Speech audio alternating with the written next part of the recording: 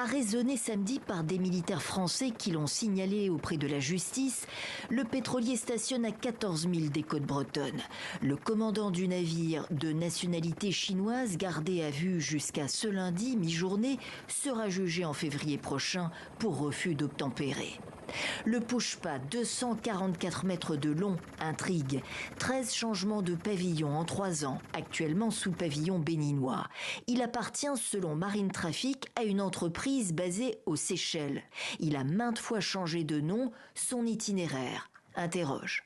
Parti de Russie le 20 septembre à destination d'une importante raffinerie en Inde, il est passé par le Danemark. A-t-il servi de plateforme pour les drones qui ont survolé le pays pendant plusieurs jours, perturbant le trafic aérien? Emmanuel Macron, interrogé en marge du sommet sur le renforcement de la sécurité de l'Europe face à la Russie, choisit la prudence tout en soulignant l'importance de la lutte contre la fameuse flotte fantôme russe.